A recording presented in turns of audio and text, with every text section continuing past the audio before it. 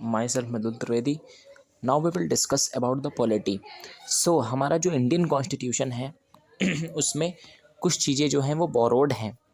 जैसे कि अगर हम बात करें so first government of India act 1935, government of India act 1935 जो आया था 1935 में, act during the British rule.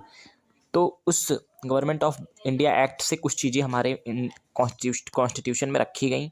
तो जैसे कि इमरजेंसी का प्रोविज़न जो था वो वहीं से आया, गवर्नमेंट ऑफ इंडिया एक्ट से 1935 के. और फिर पब्लिक सर्विस कमीशन यानी कि यूपीएससी, वो भी कहाँ से आया था, गवर्नमेंट ऑफ इंडिया एक्ट 1935. और judicial system and federal scheme, ये कुछ चीज़ें जो हैं ये गवर्नमेंट ऑफ इंडिया एक्ट से आई 1935 में जो आया था. फिर ब्रिटिश सिस्टम से क्या क्या चीज़ें आई, जैसे कि कैबिनेट सिस्टम है. तो कैबिनेट सिस्टम कहाँ से आया, तो ये ब्रिटिशियन से हमने लिया, ब्रिटेन से लिया. और अपने यूएसए के कॉन्स्टिट्यूशन से हमने क्या क्या लिया, so impeachment of president, fundamental rights, written constitution, preamble, ये सारी चीज़ें हमने कहाँ से ली हैं, कहाँ से बोरोड करी हैं, इनका स्ट्रक्चर और कुछ मॉडल करके, मतलब हमने इसमें कुछ थोड़ा सा मॉडिफाई करके इसे अपने इंडियन कॉन्स्टिट्यूशन में रखा है.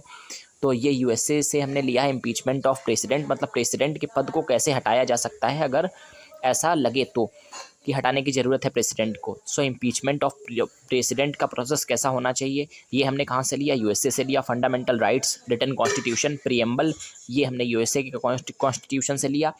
और सोवियत यानी कि रसिया से हमने क्या क्या लिया.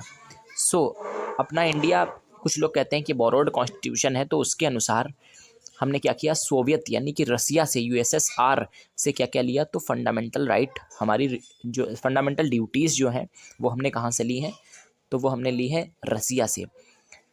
Next one is Germany. Germany से हमने क्या लिया, तो आर्टिकल 352 से लेकर के आर्टिकल 360 तक क्या हुआ, जो जो इमरजेंसी से रिलेटेड चीज़ें थी वो हमने ली जर्मनी से.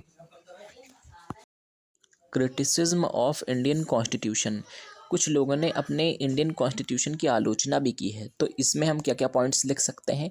सो कुछ लोग कहते हैं कि it is an elephant size, मतलब जो हमारा इंडियन कॉन्स्टिट्यूशन है वो रिटन तो है ही है, लेकिन ये इसका साइज बहुत बड़ा है. सेकंड क्या है कि यहाँ इसमें ड्यू टू लगातार क्या होता है, जब भी ज़रूरत होती है तो अमेंडमेंट्स ऐड होते रहते हैं, मतलब संशोधन होते रहते हैं हमारे इंडियन कॉन्स्टिट्यूशन में. तो क्या है, इंटरप्रिटेशन इशू है यहाँ पे. क्यों इंटरप्रिटेशन इशू है, क्योंकि लगातार अमेंडमेंट्स होते रहते हैं, मतलब जब ज़रूरत होती है तो संशोधन हो जाता है. कुछ लोग ये भी कहते हैं कि it is an borrowed constitution. क्यों, ये बोरोड कॉन्स्टिट्यूशन है इंडियन कॉन्स्टिट्यूशन.